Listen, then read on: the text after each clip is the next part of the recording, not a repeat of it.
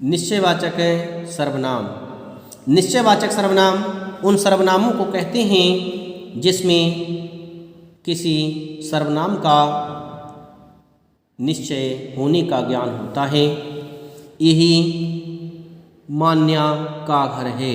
यही शब्द एक मान्या के घर का निश्चय कर रहा है, इसलिए यह निश्चयवाचक सर्वनाम के अंतर्गत प्रयोग किया जाएगा।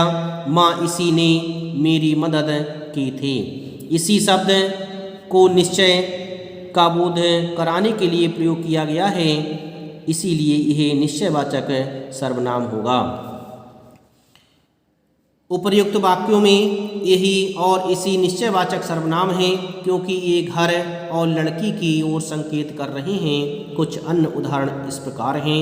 यह, इसे, उसी, तुम्हें, उन्हीं आदि यह सभी निश्चयवाचक सर्वनाम के अंतर्गत प्रयोग किए जाएंगे। जो सर्वनाम शब्द किसी निश्चित व्यक्ति, वस्तु अथवा घटना की ओर संकेत करते हैं, उन्हें निश्चयवाचक सर्वनाम कहा जाता है। जो सर्वनाम शब्द किसी निश्चित व्यक्ति, वस्तु अथवा घटना की ओर संकेत करें, उन्हें निश्चयवाचक सर्वनाम कहेंगे। कुछ सर्वनाम शब्द पुरुषवाचक तथा निश्चयवाचक दोनों रूपों में प्रयोग किए जा सकते हैं। तब प्रयोग के आधार पर उनका भेद निश्चित किया जाता है। जैसे उदाहरण के माध्यम से समझेंगे। यहाँ वहाँ रख दो पुरुषवाचक सर्वनाम कहलाएगा। यह सीमा की कलम है, इसे निश्चयवाचक सर्वनाम कहेंगे। लगता है माँ बाजार से कुछ लाई है। इस तरह से हमने यह निश्चयवाचक सर्वनाम के विषय में पढ़ा कि जो निश्चित होने का ज्ञान कराते हैं, उन्हें निश्चयवाचक सर्वनाम कहेंगे। अब हम पढ़ेंगे अनिश्चयवाचक सर्वनाम किसे कहते हैं। उदाहरण है, लगता है माँ बाजार से कुछ लाई है। इसमें कुछ शब्द निश्चय न होने का ज्ञान करा रहा है कि माँ कुछ तो लाई है, परंतु पता नहीं क्या लाई है। इसलिए कुछ शब्द के द्वारा निश्चय नहीं हो पा रहा है, इसलिए कुछ शब्द अनिश्चयवाचक सर्वनाम कहलाएगा। देखो इस रास्ते में कोई आ रहा है। कोई शब्द अनिश्चय होने का ज्ञान करा रहा है।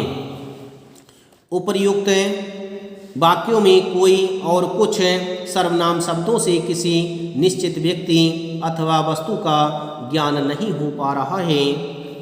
अनिश्चयवाचक सर्वनाम में कुछ अप्राणीवाचक तथा कोई प्राणीवाचक के लिए प्रयोग होता है। अन्य उदाहरण है, बाहर कोई खड़ा है, पानी में कुछ गिर गया है। यह सभी अनिश्चयवाचक सर्वनाम के उदाहरण होंगे। जिस सर्वनाम शब्दों से किसी निश्चित व्यक्ति अथवा वस्तु का बोध ना हो, उन्हें अनिश्चयवाचक सर्वनाम कहते हैं। इस तरह से हमने अनिश्चयवाचक सर्वनाम के विषय में पढ़ा। अब हम पढ़ेंगे संबंधवाचक सर्वनाम किसे कहते हैं। उठो बेटा, जो सोता है वह खोता है। इसमें जो वह संबंध दर्शाया जा रहा है, इसलिए ये संबंधवाचक सर्वनाम होगा। यह सर्वनाम शब्द एक वाक्य को दूसरे वाक्य के साथ संबंधित कर रहे हैं। इस तरह से यही सभी शब्द संबंधवाचक सर्वनाम के अंतर्गत प्रयोग किए जाएंगे। जिसने नीली कमीज पहनी है उसका नाम कनिष्क है। जिसने, उसका, ये सभी संबंध दर्शा रहे हैं, इसलिए यह संबंधवाचक सर्वनाम कहलाएंगे।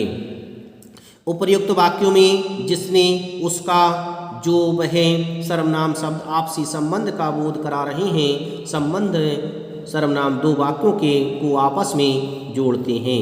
जो परिश्रम करेगा वही सफल होगा। एक वाक्य है परिश्रम करेगा, दूसरा वाक्य है सफल होगा। इन दोनों वाक्यों को जोड़ने का कार्य कर रहे हैं जो और वही, इसलिए जो, वही, यह संबंधवाचक सर्वनाम कहलाएंगे।